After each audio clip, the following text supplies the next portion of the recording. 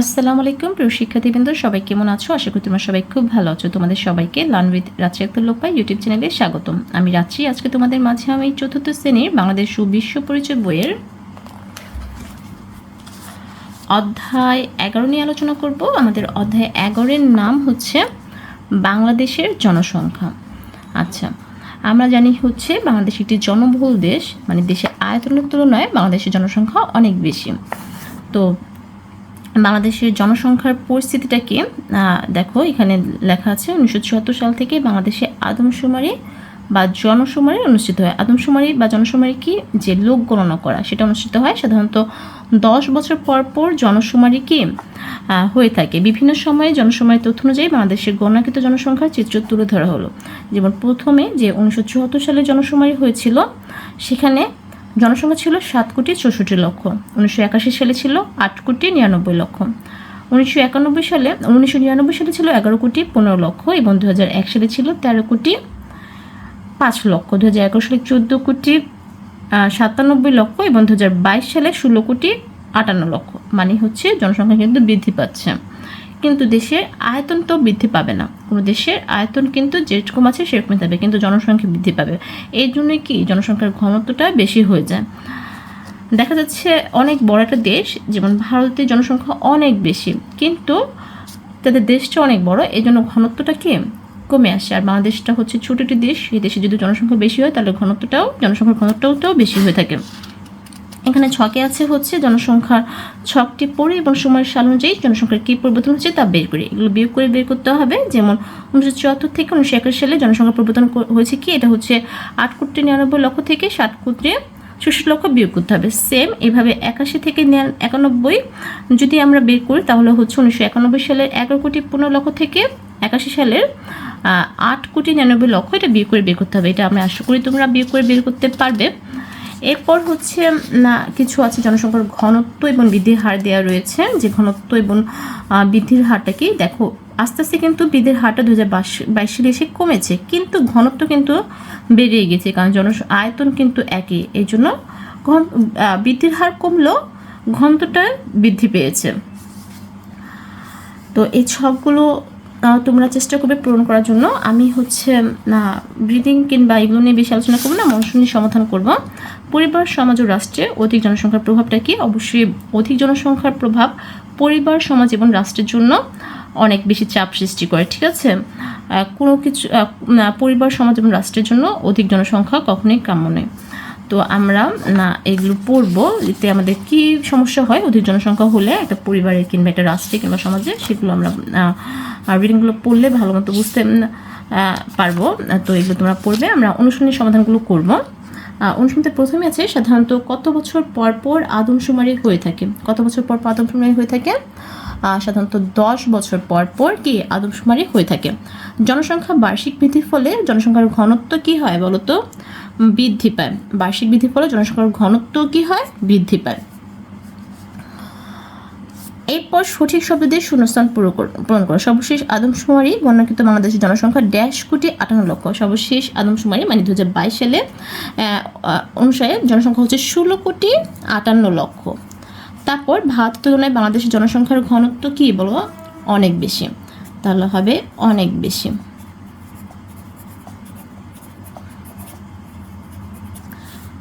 বাসস্থানের জন্য অধিক হারে গাছপালা কাটা ভারসাম্য কি নষ্ট করে? এটা হবে হচ্ছে পরিবেশের ভারসাম্য। এখানে হবে পরিবেশের।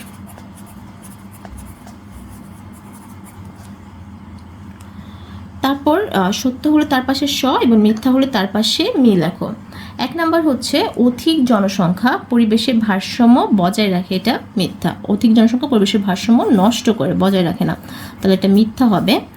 তাই মি লিখলাম। অধিক জনসংখ্যার ফলে যানবাহনে অতিরিক্ত চাপ পড়ে, এটা সত্য। তারপর নদী নালায় ময়লা আবর্জনা ফেললে পানি দূষিত হয়, সত্য। এরপর শেষে আছে পরিবারের সদস্য সংখ্যা বেশি হলে অধিক সংখ্যক দক্ষ জনবল তৈরি হয়, এটা মিথ্যা। পরিবার যদি সদস্য সংখ্যা বেশি হয় তাহলে কিন্তু তাদের যে মৌলিক চাহিদাগুলো পূরণ করতে কষ্ট হয়ে যায়, ফলে দক্ষ হিসেবে তাদের গড়ে তোলা যায় না, তাহলে এটা হবে হচ্ছে মিথ্যা। তারপর হচ্ছে বাম পাশের বাক্যের সাথে ডান পাশের বাক্যের মিল করো। বাম পাশ হচ্ছে বাংলাদেশের জনসংখ্যা বার্ষিক বৃদ্ধির হার সর্বনিম্ন ছিল কত সালে বলো তো? সর্বনিম্ন ছিল হচ্ছে 2022 সালে, তাহলে এটা হবে 2022। ঠিক আছে। জনসংখ্যার ঘনত্বের দিক থেকে বাংলাদেশের অবস্থান, ঘনত্বের দিক থেকে বাংলাদেশের অবস্থান হচ্ছে বিশ্বে দশম, তাহলে এটা হবে বিশ্বে দশম। পাহাড় ও গাছ কাটা বন্ধ হলে কি হবে বলো তো? পাহাড় ও গাছ কাটা বন্ধ হলে হচ্ছে পরিবেশের ভারসাম্য রক্ষা পাবে। তারপর যেখানে সেখানে ময়লা আবর্জনা ফেললে কি হয়? যেখানে সেখানে ময়লা আবর্জনা ফেললে পরিবেশ দূষিত হয়। ঠিক আছে, আশা করি বুঝতে পেরেছ। এরপর সংক্ষিপ্ত প্রশ্ন আছে হচ্ছে 3টি, আমাদের বর্ণনামূলক প্রশ্ন আছে 3টি। প্রশ্নগুলো আমরা খাতাতে নোট করে রেখেছি, সেখান থেকে আমরা পড়ব। আমাদের প্রথম প্রশ্নটি ছিল হচ্ছে সংক্ষিপ্ত প্রশ্নে পরিবার সদস্য কম হলে কি কি সুবিধা হয়? আচ্ছা, উত্তর হবে পরিবার সদস্য কম হলে পুষ্টিকর খাবার, প্রয়োজনীয় পোশাক, উন্নত চিকিৎসা এবং সুশিক্ষার সুযোগ পাওয়া সহজ হয়। এছাড়া শান্তিতে বসবাস করা যায়।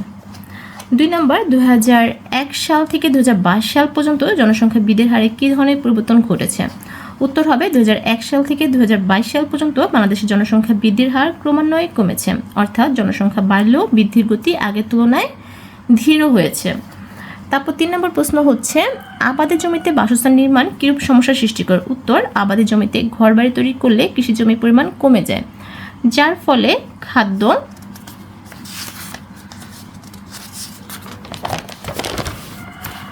সংকট দেখা দিতে পারে।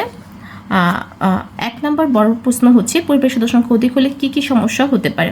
আচ্ছা, পরিবারের সদস্য সংখ্যা বেশি হলে অনেক সমস্যার সৃষ্টি হয় ও পরিবারের উপর চাপ সৃষ্টি হয়। পরিবারের সদস্য সংখ্যা অধিক হলে যে সমস্যা হয় তা হলো 1 নম্বর, খাদ্য, বস্ত্র, বাসস্থানের অভাব দেখা দেয়। 2, পর্যাপ্ত পুষ্টি ও চিকিৎসা সেবা নিশ্চিত করা কঠিন হয়ে পড়ে। 3, শিশুদের পড়াশোনার ক্ষেত্রে বাধার সৃষ্টি হয়। তাহলে পরিবারের সদস্য সংখ্যা বেশি হলে এই সমস্যাগুলো হয়। এরপর আমাদের 2 নম্বর প্রশ্ন হচ্ছে অধিক জনসংখ্যা সমাজে কি অসুবিধা সৃষ্টি করতে পারে তা বর্ণনা করো। উত্তর, অধিক জনসংখ্যা সমাজের উপর নানা ধরনের চাপ সৃষ্টি করে। অধিক জনসংখ্যা সমাজে যেসব অসুবিধা সৃষ্টি করতে পারে তা হলো 1, অধিক জনসংখ্যার ফলে সমাজে বেকারত্ব বৃদ্ধি পায় ও অপরাধ প্রবণতা বাড়তে পারে। 2, রাস্তাঘাটে যানজট ও যানবাহনে ভিড় তৈরি হয়। 3, দক্ষ জনবল তৈরি করা যায় না। 4, দূষণ বেড়ে যায় এবং পরিবেশের ভারসাম্য নষ্ট হয়। 5, শিক্ষা, স্বাস্থ্য ও সেবার উপর অতিরিক্ত চাপ পড়ে। এরপর আমাদের 3 নম্বর প্রশ্ন হচ্ছে অধিক জনসংখ্যা পরিবেশের উপর কী কী ক্ষতি করে? উত্তর হবে অধিক জনসংখ্যা প্রয়োজন মেটাতে মানুষ বন জঙ্গল ঘরবাড়ি কেটে ঘরবাড়ি তৈরি করে, যা পরিবেশের ভারসাম্য নষ্ট করে। এর ফলে বায়ু, পানি ও মাটি দূষিত হয় এবং বৈশ্বিক উষ্ণতা বৃদ্ধি পায়। তাহলে অধিক জনসংখ্যা পরিবেশের উপরও কি বিরূপ প্রভাব সৃষ্টি করে। তো আজকে যে আমাদের অধ্যায়টি ছিল অধ্যায় 11 জনসংখ্যা নিয়ে, বাংলাদেশের জনসংখ্যা নিয়ে এই অধ্যায় অনুশীলনগুলো আমরা সমাধান করলাম। তোমাদের কেমন লেগেছে কমেন্টস করে জানাবে, ভালো লাগলে বন্ধুদের সাথে শেয়ার করবে, আর আমার চ্যানেল নতুন হয়ে থাকলে সাবস্ক্রাইব করতে ভুলবে না। সবাই ভালো থাকো, সুস্থ থাকো, আল্লাহ হাফেজ।